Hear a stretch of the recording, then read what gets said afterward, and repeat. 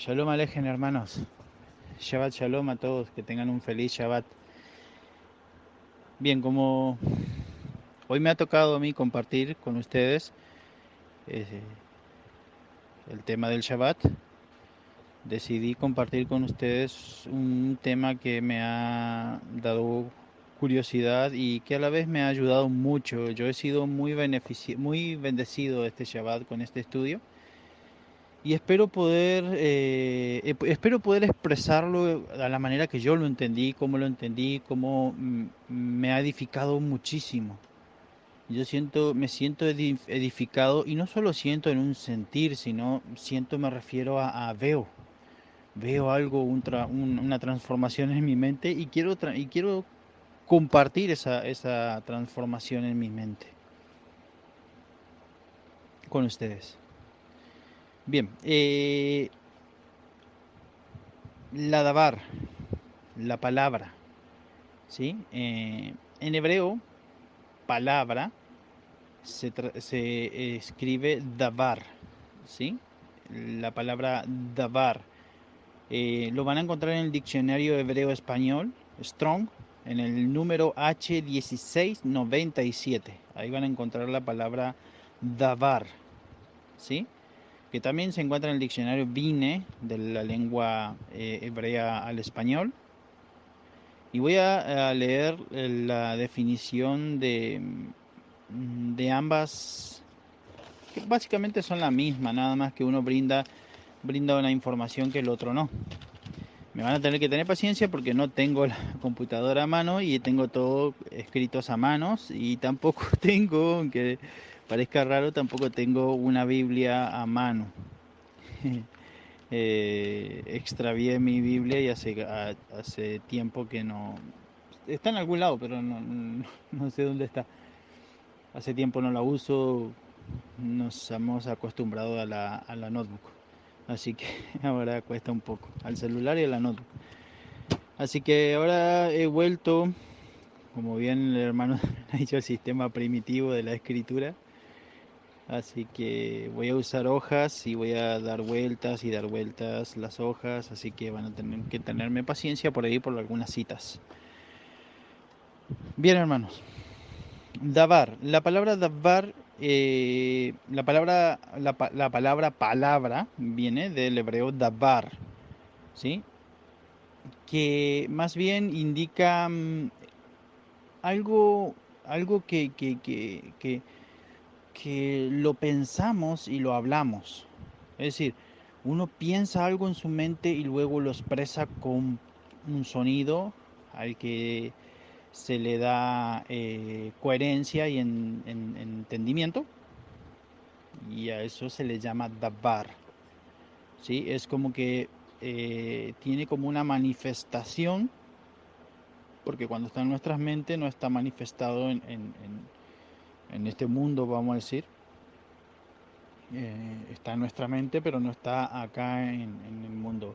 Y al hablarlo nosotros, se transforma en una palabra audible, en algo que existe de alguna manera, no puedo decir física, pero sí como una especie, como el viento, que lo sentimos, pero no lo vemos. La palabra la escuchamos, pero no la vemos. Entonces la palabra davar eh, también puede traducirse como asunto o algo, ¿sí? También tiene otras traducciones. Según el diccionario Vine, puede traducirse como palabra, asunto, algo. Ahora, según el diccionario Strong, esta palabra se puede traducir de varias otras formas más, que lo voy a buscar aquí, que lo tenía en una punta aquí. Un momentito, perdonen porque organicé, pero olvidé agregar eso a lo que está organizado aquí. Otras definiciones de la palabra davar es acuerdo, acusación, canto, consejo, mandamiento, mensaje, pensamiento, petición, pregunta y respuesta. También cumplimiento y hecho, algo hecho. Es interesante, ¿no? Interesante, interesante. Es bastante interesante. Entonces, eso según la definición de los diccionarios etimológicos, del hebreo al español, Strong y Vine. Eh, bien. Ahora, en cuanto al significado pictográfico, porque sabemos que el hebreo, para aquellos que no saben, tiene tres escrituras que pasó, tres sistemas de escrituras durante toda su existencia. El primer sistema de escritura que el hebreo tenía es la escritura pictográfica. Un momentito.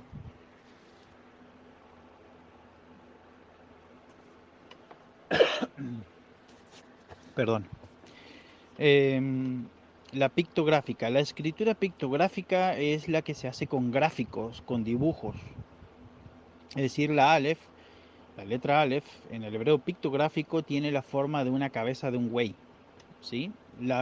Por ejemplo, la Resh, en el hebreo pictográfico, tiene la forma de una cabeza humana, de un ser humano, ¿sí? Y así sucesivamente. La Bet, forma de una tienda, y así sucesivamente. Eso es el hebreo pictográfico. Después está el paleohebreo, o el proto-cananeo, conocido como proto-cananeo también, el paleohebreo, que es ya un sistema de escritura que ya no usa tanto gráfico, pero sí son gráficos, ¿sí? También son como especies de gráficos, pero ya se asemeja más a lo que es la letra de hoy en día. Un poquito, no es mucho. Y luego está el hebreo, el sistema de escritura cuadrada o conocido como Kitab Ashuri, escrito asirio, porque en realidad el hebreo cuando nuestro pueblo estuvo en Babilonia mm, usaron los caracteres arameos, eh, usaron las letras arameas para, eh, para eh, plasmar, o sea, como ellos empezaron a hablar el arameo, luego utilizaron las letras arameas para hablar en hebreo también. Entonces el hebreo sufrió un cambio de paleohebreo de paleohebreo, de pictográfico a a paleo y de paleo a sistema de escritura cuadrada asirio, ¿sí? Porque arameo, si no me equivoco, hablaban los asirios. Entonces, el Kitab Ashuri, escrito asirio, porque es un escrito asirio, pero plasmado en el idioma hebreo. Entonces, hoy en día tenemos eso. Pero si nosotros nos vamos al hebreo pictográfico, al de dibujos, nosotros podemos ver muchas cosas. Si bien ya en la definición, como hemos visto, tenemos mucho significado para esa palabra, porque el hebreo es un idioma rico en significados, por eso a veces se hace tan difícil de traducir. A veces a veces los traductores necesitarían tener mucho conocimiento del hebreo y de la cultura hebrea y sobre todo de una buena visión sobre el plan de Elohim para poder hacer una traducción más fehaciente. Y por eso es que hay muchísimas traducciones y muchísimos horrores ortográficos a la hora de traducir. Eh, pero nosotros siempre podemos, gracias a nuestro Elohim, podemos ir al paleohebreo, al hebreo pictográfico, perdón, y poder entender un poco más lo que la palabra quiere transmitirnos. Entonces nosotros tomamos la palabra davar y vemos que la palabra davar está compuesta por las letras hebreas dalet, vet, resh, davar. Es una palabra raíz, ¿sí? Davar. Las palabras raíces en el hebreo generalmente constan de tres letras y hay algunas excepciones. Bueno, los hermanos que saben más hebreo me corregirán. Hay algunas excepciones que son de dos, pero generalmente las raíces son de tres. Davar tiene tres letras que son la Dalet, la Bet y la Resh. Por eso es una palabra raíz. Luego de esa palabra se conforman otras palabras. Entonces, si nosotros vamos al hebreo pictográfico, la palabra Dalet es una puerta. Sí, es una puerta de una tienda. La palabra Bet es una habitación o una tienda una tienda, una casa, podríamos decir. De ahí la palabra bet, casa, ¿sí? Y la palabra resh es una cabeza humana haciendo alusión al ser humano, al hombre o al ser humano. Eso es lo que se entiende y lo que entienden los eruditos que interpretan el pictográfico, los pictogramas, y lo que por miles de años se ha entendido sobre los pictogramas. Entonces, estas palabras me indican que hay una puerta para entrar a una habitación, ¿sí? A una morada del hombre, o podríamos decir también que es la puerta por donde el hombre entra a la habitación, a la morada, o es la puerta de entrada a la morada del hombre.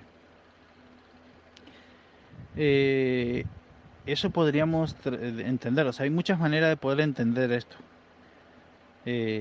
Pero a veces nosotros vamos a usar siempre el mismo, uno de los principios que usamos aquí es el Salmo 119, 160, que es la suma de tu palabra está la verdad. O sea, nosotros sumamos las escrituras para poder entender algo, para poder saber si algo está bien y si lo estamos interpretando correctamente, tenemos que poder sumarlo a la luz de todas las escrituras, desde Bereshit hasta Gisayón, desde Génesis hasta Apocalipsis.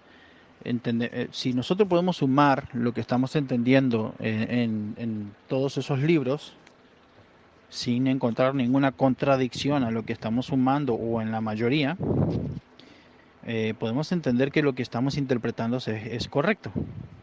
Entonces, en base a eso vamos a interpretar qué es lo que la palabra davar nos quiere decir. Para poder entender de qué manera más adecuada podemos entender lo que la palabra davar nos quiere decir en el pictográfico, he decidido usar porque, sinceramente les digo porque se me vino a la mente. Luego le vi sentido. Cuando lo hice, vi el sentido. Voy a usar la gematría.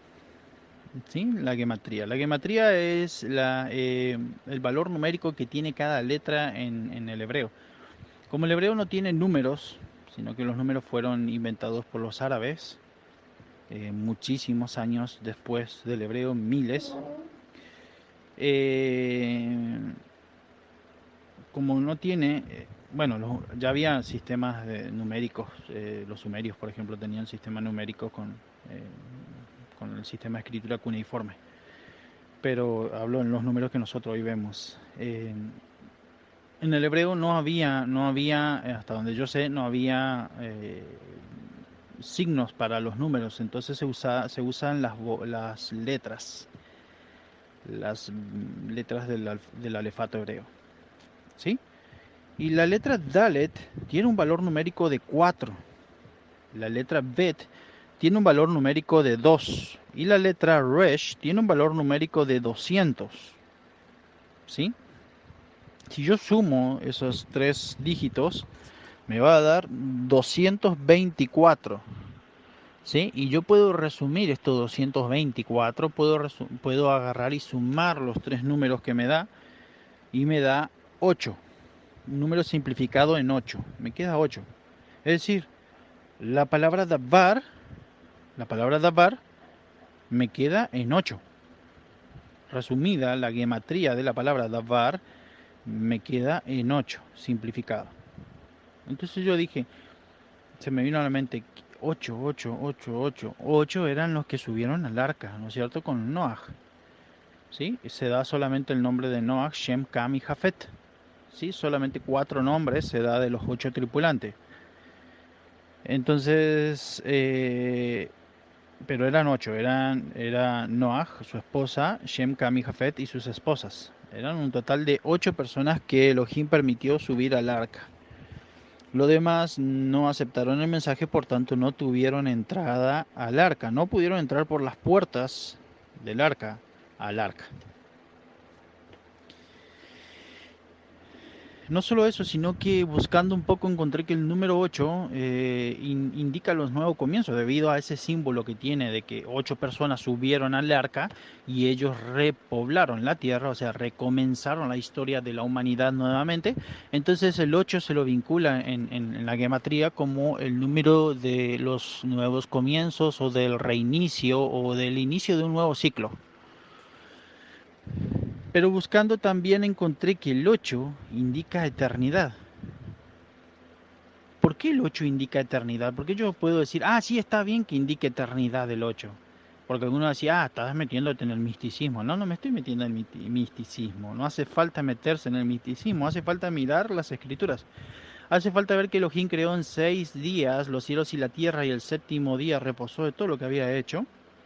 Y estableció un tiempo en el que él juzgaría al hombre y luego él completaría esa obra en el séptimo tiempo porque dice que es una señal de que él nos santifica, según Ezequiel capítulo 20, verso 12.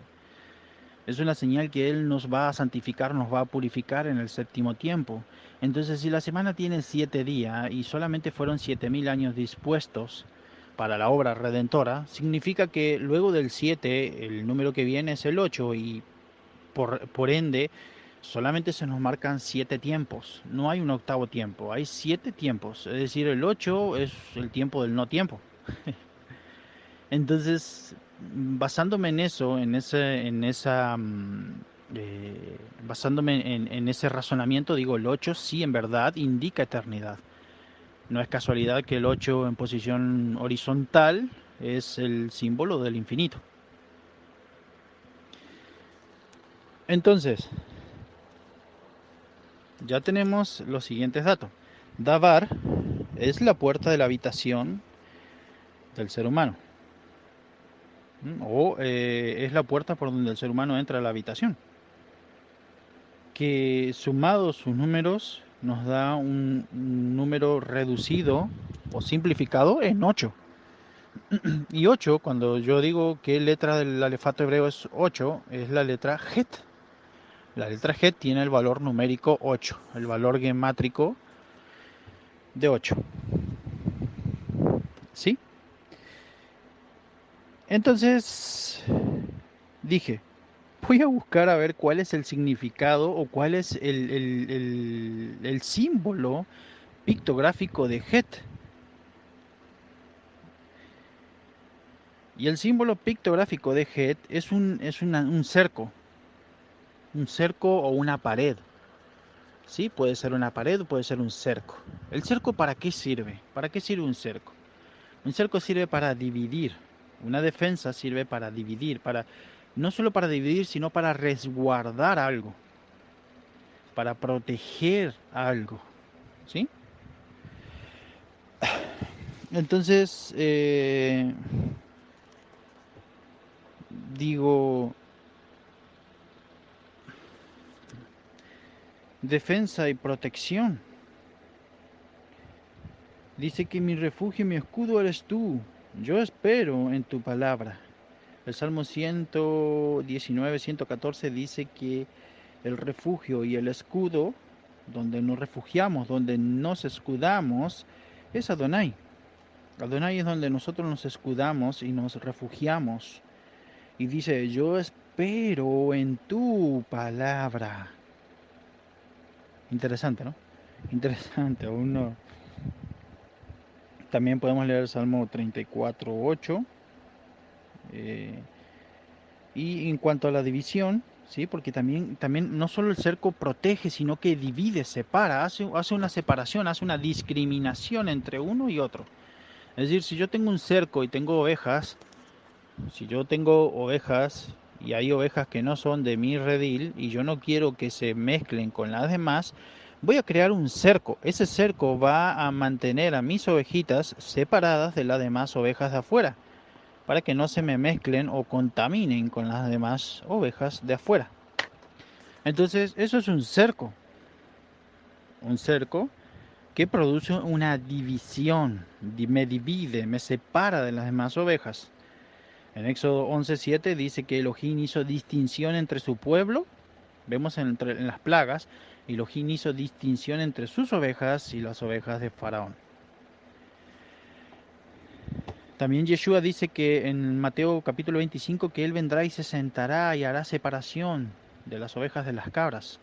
A su derecha los benditos de su Padre y a su izquierda los malditos, aquellas cabras que han desobedecido su palabra. Entonces, vemos que acá hay algo se va armando algo, se va armando algo. Veremos qué se arma. Espero que pueda yo plasmar lo que está en mi mente, porque, eh, no sé, para mí es muy emocionante todo esto. Entonces, dije, digo, no, no me voy a quedar acá, hay algo más para poder armar todo esto. Entonces dije, vamos a ver el nombre de Yeshua, a ver qué pasa con el nombre de Yeshua. Entonces busqué los valores gemátricos de la Yod, de la Shin, de la Bab y de la Ain. La Yod, el valor numérico es 10. La Shin, el valor numérico es 300. La Bab, el valor numérico es 6. Y la Ayin, el valor numérico es 70. Nos da un total de 386, que simplificado, que simplificado nos da 8. Y dije, bueno, vamos un poco más, un poco más. Y vamos al tetragramatón. Yud, Hei, Vav, Hei. Sabemos, los hermanos aquí y los que no saben, ¿sí? Los hermanos nuevos que han llegado y a lo mejor no saben, nosotros hemos comprendido mediante muchas evidencias en las escrituras, gracias a que Elohim ha revelado al hermano Daniel y nos ha compartido por medio de él, y otras cosas que hemos logrado entender también porque Elohim nos ha permitido ver que el tetragramatón Yud, Hei, Vav, Hei, que se puede pronunciar gramaticalmente correcto de acuerdo a las evidencias que hay en los manuscritos, de un total de más de 1750 manuscritos masoréticos y no masoréticos, que pronuncian el nombre como Jehová. Nosotros sabemos que es un acróstico que puede significar dos cosas: Yehia ya Bejové, o Yeshua ha Nosri Vemele ha Yehudim. Son. Yo personalmente, hermanos, no creo en las coincidencias, así que yo creo que todo tiene una razón de que pueda encajar algo con algo. Es difícil no creo que algo encaje con algo y no tenga nada que ver uno con el otro. No puedo concebir eso en mi mente y lo veo en la escritura que no sea así. Entonces, tomé el número, el Shem Yud Kei Bab Hei, el acróstico, y sumé también las letras. La Yod vale 6, la Hei vale 5, la Bab vale 10 y la Hei nuevamente vale 5, que me da una suma de 26. Y si lo simplifico, 8. Otra vez el 8. Entonces, digo, ¿qué pasa acá? ¿Qué es lo ¿Por qué esta coincidencia? ¿Por qué esta coincidencia? ¿O por qué esta verdad? ¿Qué quiere decirme esta verdad? Que hay alguien que es la puerta que permite que el hombre entre a las moradas eternas. Y Yeshua dijo, yo soy la puerta. El que por mí no entrare, no tiene vida. ¿Sí? Entonces hay alguien que es esa puerta. ¿Sí? Y con la gematría yo llego a entender que esa puerta es Yeshua. Puedo entender eso, ¿no es cierto? Nosotros ya todos sabemos que es esto, pero es una evidencia más. Yo entiendo que es Yeshua, ¿sí? Que es Yeshua la puerta que permite al ser humano entrar a las moradas eternas, ¿sí? ¿Por qué morada eterna? ¿Por qué llego a entender que es morada eterna? Porque la suma de las tres letras me da 8, que hace alusión a un nuevo comienzo, a la eternidad. Entonces entiendo que acá hablamos de la eternidad. Hablamos que la palabra davar, en este contexto, indica eternidad, indica que entramos a las moradas eternas mediante la puerta. Y la puerta, esa puerta es Yeshua, ¿sí? Es Yeshua, el Cordero, nuestro Redentor, nuestro pariente más cercano, quien nos proporciona defensa y nos divide, nos separa, porque Él dijo, yo he venido a traer división. Él no vino a unificarnos en un ecumenismo, ay, todos somos hermanos, nos queremos mucho. No, Él vino a separar las ovejas de las cabras, vino a separar lo santo de lo profano, vino a purificar, entre varias cosas que hemos visto en los estudios que el hermano nos comparte. También entiendo que Apocalipsis 13:8 dice que Él es el Cordero que fue sacrificado desde la fundación del mundo, desde que el mundo Desde que el mundo fue fundado, Él ya fue sacrificado. También lo vemos en las Moedim. Vemos que el Pesaj está en el primer mes. El Pesaj es la primera Moed en el primer mes. Y luego tenemos Yom HaKippurim, que está en el séptimo mes, en el último ciclo, en el último mes festivo. Entonces vemos que la obra de redención cubre los 7 tiempos, donde nosotros somos librados de la muerte y nuestros pecados son expiados mediante el Goel, que paga el precio de nuestra transgresión, tomando nuestro lugar mediante la ley del esposo, que puede librar a su esposa de un juramento roto, tomando su lugar. Entonces, eso está en Apocalipsis 13, y eso es lo que el tetragramatón Yud Hei Bab Hei nos dice. Yud será, Hei fue, Ve, la Bab, y es. Será, fue y es. El Cordero que será, fue y es mi Redentor, el que toma mi lugar, el que pasa por alto la muerte. Y todo eso está vinculado a la Dabar, ¿sí?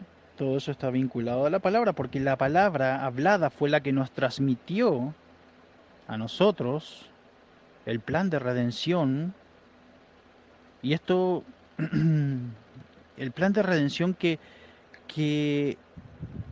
nació, por así decirlo, en el corazón de nuestro Elohim. Y fue hablado y fue materializado, por así decirlo. Bien, esto en cuanto a lo que es la definición y el significado de la palabra davar. Así de importante es esta palabra. Y nos cuenta todas esas cosas, ¿no? Y de seguro que hay más, de seguro que hay más, pero creo yo que para este audio ya es suficiente esto. Ahora lo que vamos a entender también, para ver que con esto hemos visto lo importante que es la palabra, la dabar.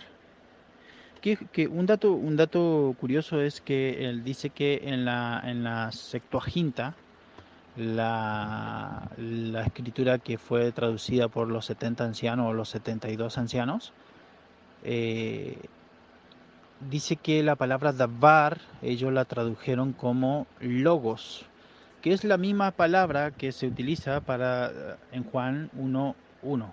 En el principio era del logos, era la davar, ¿sí?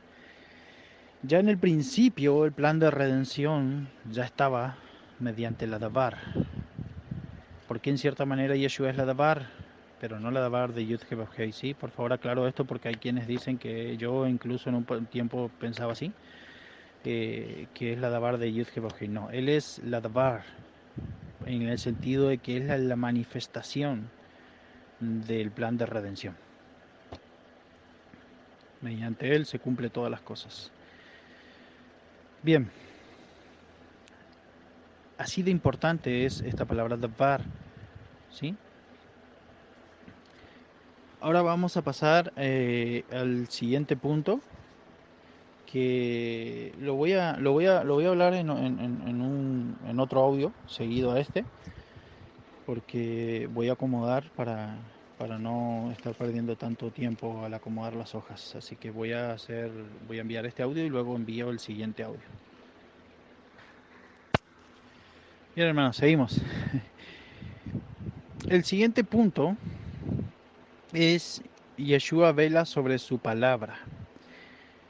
Dice en Números 23, 19, dice lo siguiente. O sea, yo voy a leer, como no tengo las escrituras porque tuve que escribir todo a mano para no estar buscando y bueno, como hice varios apuntes y tuve que borrar y borrar y borrar y hacer y tirar y bueno, así que fui resumiendo y sacando, fui poniendo solamente lo más importante de cada versículo. Ustedes lo pueden leer completo el capítulo, el versículo.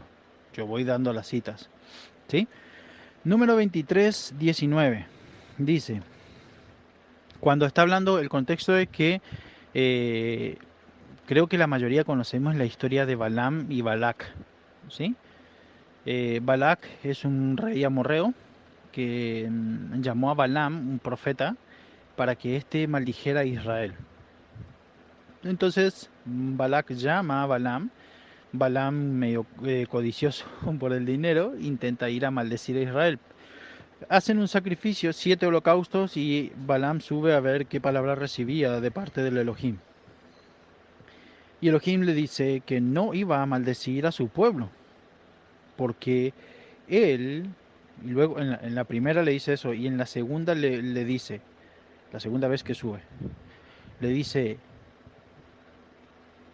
que, o sea, le manda a decir a Balac lo siguiente. Y Balaam viene y se para enfrente de Balac y le dice, que así dice Adonai. Y luego él le habla. Él dice, ¿acaso Adonai, él dice y no cumple, no hace? ¿Habla y no lo mantiene? El texto indica que cuando Elohim dice algo, él lo hace. Y cuando lo habla, él lo mantiene, no cambia. Él no cambia de parecer. ¿Sí? Y es por eso que Yeshua dijo en Mateo 24:35, el cielo y la tierra pasarán, pero mi palabra no va a pasar. Porque yo digo y hago, yo digo y mantengo. Lo que él dice lo cumple. ¿Sí? En Jeremías capítulo 1 y el verso 12 dice que él vela para que su palabra se cumpla. Yo busqué la palabra velar, ¿sí? Y la palabra velar es shakad, ¿sí? Que es una palabra que indica que él se mantiene constantemente prestando suma atención para que su palabra se cumpla. Él vela para que su palabra se cumpla. Entonces tenemos que Elohim no se retracta de lo que dice, sino que lo que él dice lo hace, lo que él habla lo mantiene. Es decir, nuestro Elohim es un Elohim de palabra, como se dice hoy en día, es una persona de palabra, es un ser de palabra. Si es una persona porque tomó forma humana. Por eso él volvió a decir, lo dijo por medio de Balaam, lo dijo por medio de Jeremiyahu, y ahora lo dice él mismo en persona. El cielo y la tierra van a pasar, pero mi palabra se va a cumplir. Y también dice que, o sea, que todo puede pasar, pero su palabra va a estar firme allí. Así, así de veras es nuestro Elohim. Él mantiene su palabra. No solo que mantiene su palabra, sino que la cumple. Y eso a nosotros, como hijos suyos, porque Yeshua en cierta ocasión, si bien no es el contexto, pero sí podemos deducir que es lo que Él quiere. Él dice, imitadme a mí, sed como yo, mansos y humildes.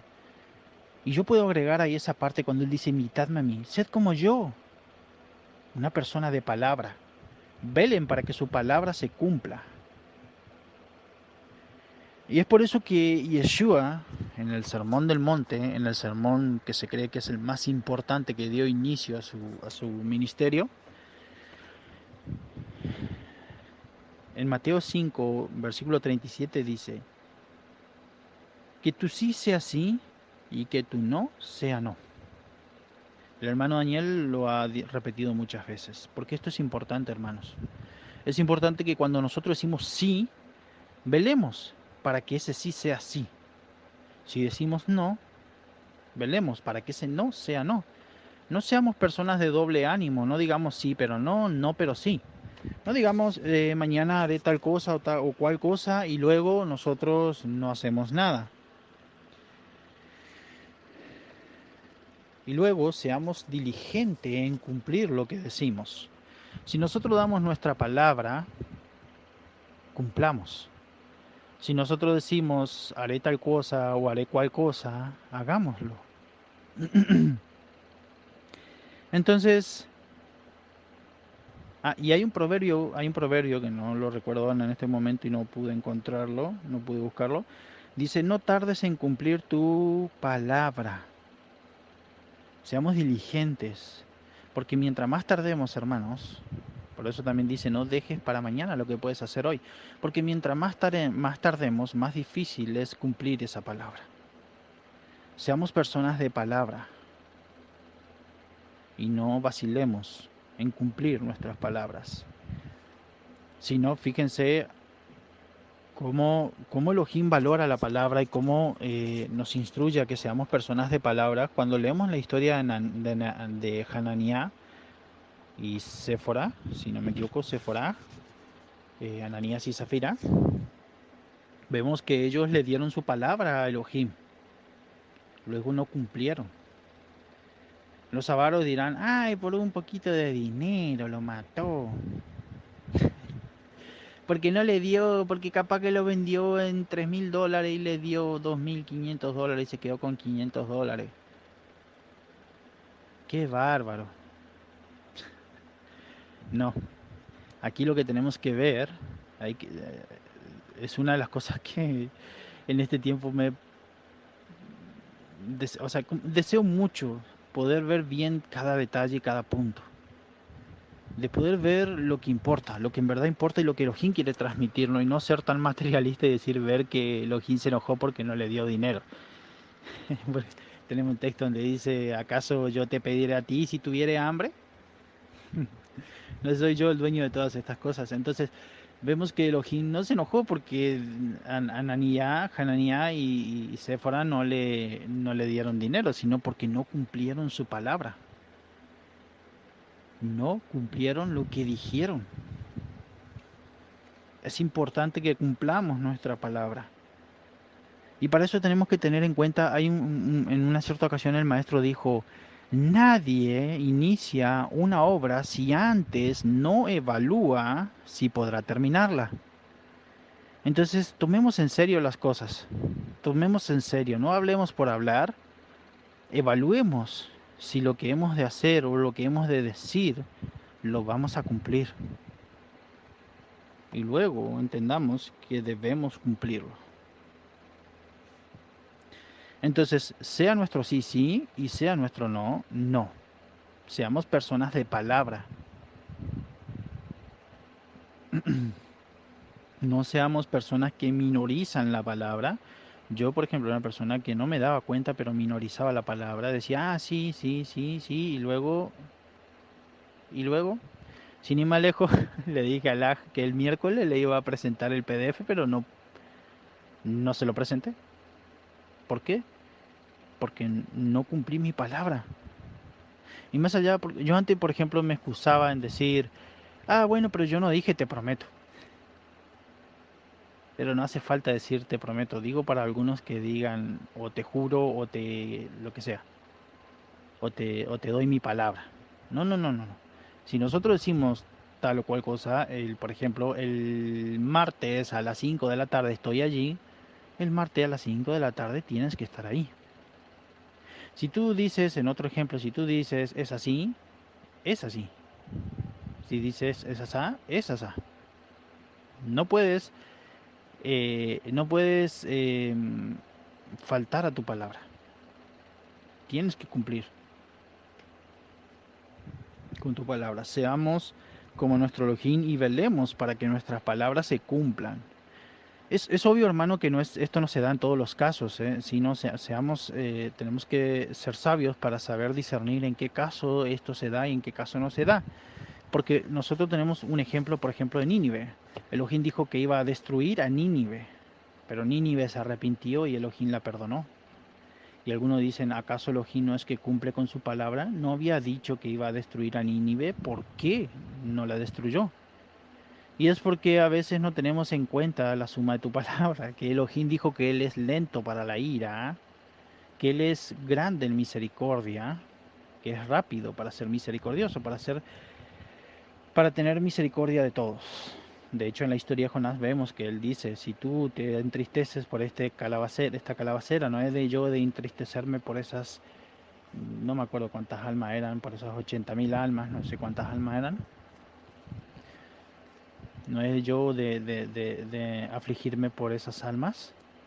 Entonces, es porque él dijo en su palabra que él es lento para la ira, pero grande para perdonar. Entonces él sí cumple con su palabra. Entonces hay que saber evaluar en esa situación y en una situación de fuerza mayor que quizás por algún motivo muy fuerte no podemos cumplir con dicha palabra, pero eso se soluciona hablando con la persona y yendo de frente y diciendo no puedo por tal o cual motivo. Tú puedes librarme de esto y, y pasar a otro día o lo que sea. Bueno, no quiero andar mucho en eso porque no va el caso. Entonces, seamos personas de palabra y velemos porque nuestras palabras se cumplan, así como nuestro Elohim vela para que su palabra se cumpla.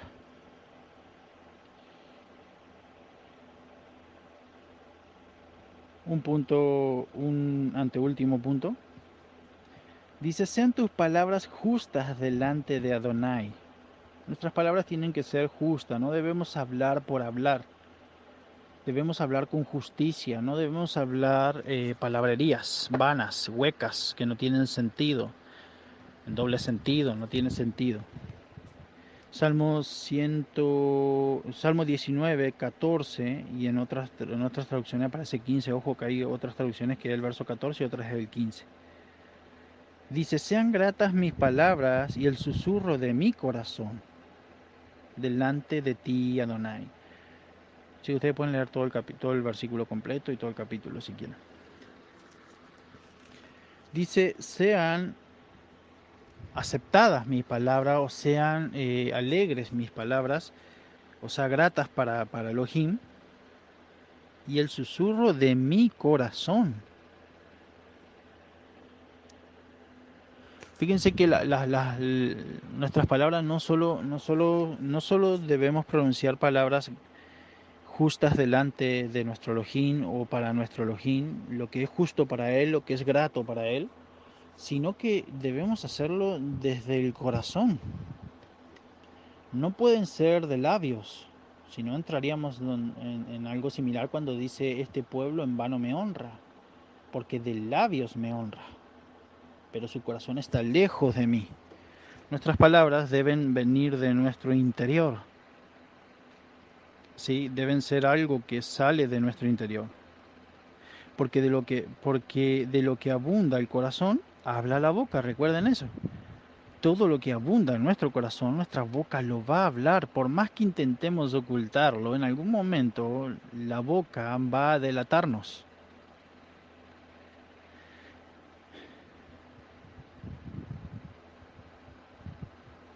Dice Yeshua en Mateo 15, 18, 20. Pueden leerlo todos ustedes, yo solamente voy a leer lo que va al grano. Porque del corazón salen las intenciones, sean malas o sean buenas, salen del corazón. Del corazón sale todas nuestras intenciones. Entonces nosotros, para poder hablar palabras de sabiduría o palabras justas delante de Adonai, debemos cambiar nuestros corazones. Hijo mío, dame tu corazón, dice Elohim. No por nada nuestro Elohim nos pide el corazón, el lev. El lev en hebreo es la lamed, eh, la, eh, la alef y la bet. Lev, ¿sí? La lamed, sí, la lamed, esto no lo escribí, pero la lamed es un bastón, un guía, una dirección. La Aleph es un líder o una autoridad. Y la Bet es una casa, una habitación. Básicamente eso nos indica que el corazón es el que guía a este cuerpo. Por eso Elohim pide nuestro corazón. ¿Sí? Y cuando hablamos de corazón no hablamos del que late o de los sentimientos. No, no, no, no. No hablamos de los sentimientos. Hemos visto también con el hermano Daniel lo que es Ahabá. Sí, y vemos que lo que está relacionado con el amor, con el corazón, no tiene nada que ver con los sentimientos esos así. Los sentimientos forman parte de este, pero no hablamos de. Cuando nosotros nos permitimos ser gobernados por los sentimientos, vamos a ser personas, primero no vamos a ser personas de palabras, porque vamos a, cuando estemos con gana, vamos a cumplir lo que decimos, y cuando no, no, si tenemos gana cumplimos, si no tenemos gana no cumplimos. Entonces nosotros no podemos ser personas guiadas por los sentimientos. Los sentimientos son herramientas muy buenas, muy lindas que Elohim nos dio, pero nos dio para que nosotros tengamos control de ellas. No podemos dejar que la concupiscencia, el deseo, los sentimientos nos guíe nuestro cuerpo, sino que nosotros debemos guiar. Y para eso Él nos pide que se lo entreguemos a Él. Cuando se lo entregamos a Él es cuando nosotros le damos la autoridad a Elohim en nuestras vidas. Y eso lo hacemos cuando nosotros nos impregnamos de su palabra. Por eso cuando el pueblo no tiene conocimiento perece. O sea, 6. Por falta de conocimiento perece mi pueblo. Cuando el pueblo no tiene conocimiento, no tiene entendimiento de estas cosas. Y cuando el pueblo no tiene entendimiento de estas cosas, el pueblo no tiene control de su corazón. Y cuando el pueblo no tiene control de su corazón, se dispara para todos lados. Nos transformamos en personas inconstantes, de doble ánimo. Personas que hoy dicen una cosa, mañana dicen otra, pasado otra, y no hay dominio. No hay dominio propio. Y sabemos que allí no está el Ruach.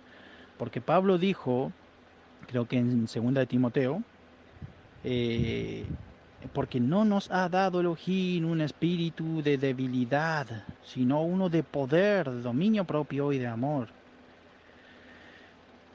Tenemos un Ruach que nos brinda autoridad, porque cuando nosotros le entregamos el corazón a Él, nos da la autoridad para obedecer su palabra y tener dominio de los sentimientos.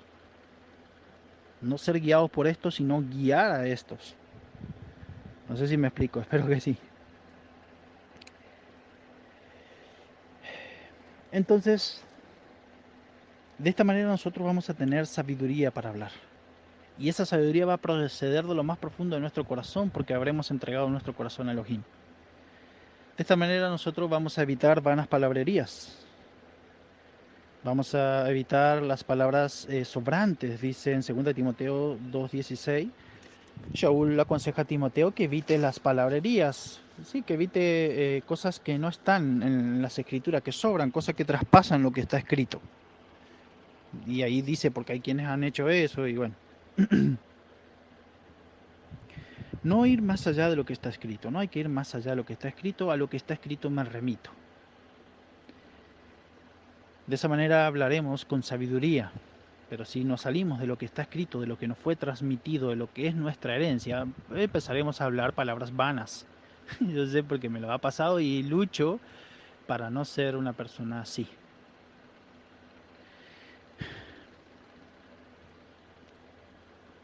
Me esfuerzo cada día porque en sujetarme de mi Elohim, de nuestro Elohim. Santiago, capítulo 3, verso 2 y 12, también les aconsejo, hermano, leerlos, es muy lindo. Nosotros debemos hablar Nosotros debemos hablar, cuando nosotros conversamos, cuando nosotros hablamos, debemos hablar para bendición. No hablemos palabrerías vanas. Y para eso sabemos que es necesario todo lo que hemos venido hablando hasta ahora. Que entreguemos nuestro corazón a Elohim para que nuestro corazón sea apto y no sea un timón sin control, llevado por todo viento de doctrina por todo lado a causa de que nuestros sentimientos están desbordados y son los que tienen el control de nuestro cuerpo.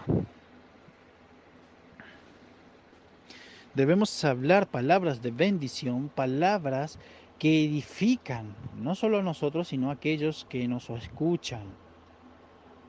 No hablemos palabras huecas, palabras sin sentido, palabras que no edifican a nadie.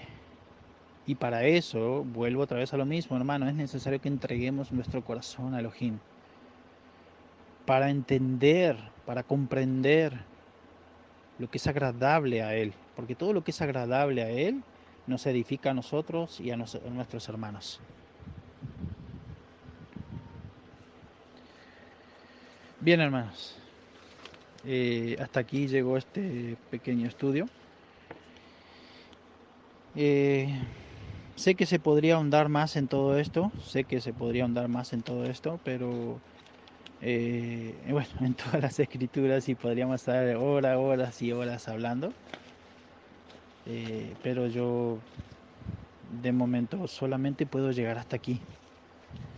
Me pareció muy importante aclarar estas cosas, me pareció muy importante compartirles estas cosas porque son cosas que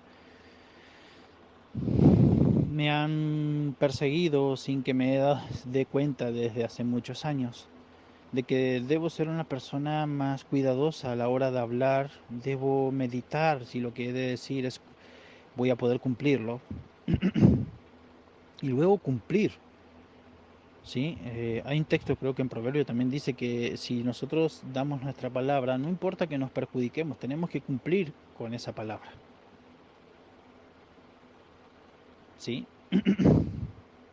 Sobre todo a Elohim. Cuando nosotros le damos una palabra a Elohim, y yo siempre estoy muy agradecido a Elohim porque en mi ignorancia siempre le he prometido cosas y he fallado. Y le he fallado, y le he fallado, y le he fallado, y le he fallado a nuestro Elohim. Eh, digo, en el pasado, hace unos 7, 8 años atrás, fue eso cuando yo conocí su nombre, y por eso digo nuestro Elohim, porque lo invocaba por su nombre y guardaba las Muedim. Así que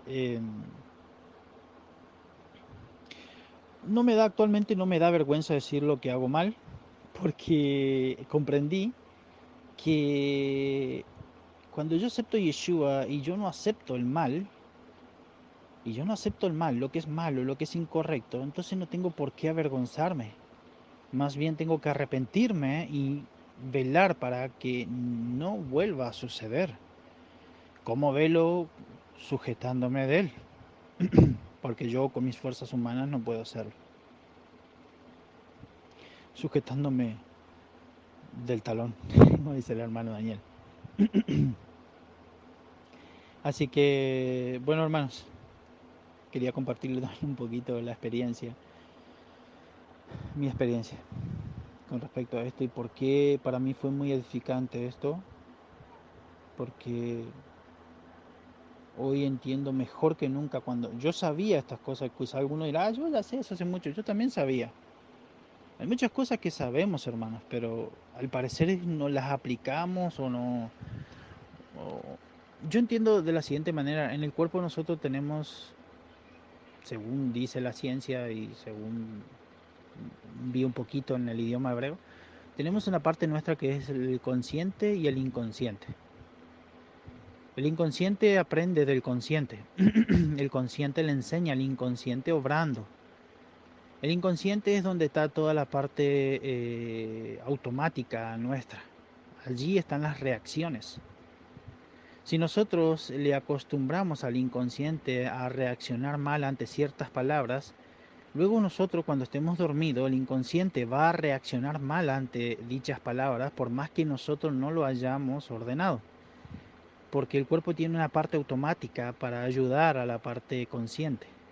¿Sí? El inconsciente es esa parte que hace todo lo que el consciente no puede hacer, pues lleva mucho desgaste de energía. De hecho, se dice que, por ejemplo, para levantar la mano y tomar una pelota, por ejemplo, si yo juego, creo que todo el mundo debe conocer el béisbol, ¿no? Aquí en Argentina no es eh, muy jugado, pero sí a nivel, sé que es conocido por el tema de de los americanos y bueno. Eh, Decía un hombre que para poder tomar esa pelotita cuando te tiran y vos ves y alzas la mano, el inconsciente hace más, no me acuerdo, no quiero mentir, pero más de 1 millón de cálculos, algo así, o más de 1000 cálculos, no recuerdo, pero hace muchos cálculos en unos segundos para poder poner la mano en el lugar correcto. Y es por eso que a veces no logra agarrarlo, pero va aprendiendo. Luego ya después de una serie de veces que lo hace, el cuerpo ya aprendió y ya sabe los cálculos exactos para dónde debe poner la mano, de acuerdo a la vista y todo. Es una cosa impresionante el cuerpo humano. El, bueno, el creador es impresionante, así que no podía ser menos su creación. No, bueno, la expresión está mal, perdón. Su creación no va a ser menos que eso. Entonces, vemos que cuando nosotros le enseñamos al cuerpo luego, el cuerpo reacciona a eso. Imagínense muchos años de vivir así. El cuerpo está acostumbrado y no es algo tan fácil de cambiar. Por eso es necesario que, como se dice acá en el grupo, desaprender para luego aprender. Es necesario enseñarle al cuerpo que todas esas actitudes que tenemos y reacciones están mal y enseñarles las buenas acciones. Es por eso que se nos dice velen, porque cuando la mente vela, la mente consciente está al tanto de todo lo que sucede y el inconsciente va aprendiendo de esta. Pero si nosotros nos dormimos, el inconsciente toma el control y actúa conforme a lo que está acostumbrado toda su vida, a actuar mal. ¿Me entienden? No sé si va a servir de algo esto, pero a mí sí me sirvió y no sé si me lo expresé bien, quizás algún hermano lo pueda expresar mejor. Pero lo que quiero decir es que debemos acostumbrarnos y enseñarnos a actuar correctamente, a velar por la palabra que damos. Y para eso necesitamos velar, estar conscientes de lo que hacemos. Shema, con un oído inteligente, pensando y entendiendo lo que hacemos. No digamos amén a todo, no digamos sí a todo, no digamos sí, sí, sí, qué lindo, qué hermoso, qué lindo, todo, ah, qué precioso. Pero luego, nada. Porque yo he visto muchas personas decir, yo incluso lo hice, ay, qué lindo, qué precioso, en un momento nos emocionamos, estamos muy contentos, todo, ay, qué lindo lo que el hermano dijo, qué fascinante, pero mañana ya no sabemos ni qué es lo que dijo. No estamos velando, estamos durmiendo. Te despertaste un momentito para escuchar, pero luego te volviste a dormir. No velaste, no incorporaste eso a tu cuerpo, no lo incorporaste a tu vida, al inconsciente no le enseñaste. Hermanos, no duerman. Por eso se nos dice no duerman, porque los ginkgo no se bien todas esas cosas. Si un ser humano puede tener acceso al entendimiento de eso, imagínense nuestro creador. Entonces, no durmamos, velemos, velemos por todas estas cosas, todas estas verdades. Aquí hay oro puro refinado 7 veces, mis hermanos. No durmamos. Nos digo para todos, no le digo como, yo, no, nos digo para todos. Yo, yo me estaba hablando a mí en realidad. Bueno, bueno, hermanos, eh, muchas gracias por tomarse el tiempo y bueno, escucho sus palabras, sus correcciones, sus aportes. Todo es bienvenido porque todo sirve para bien para los que confiamos en Él. Shalom Ubrajá para todos.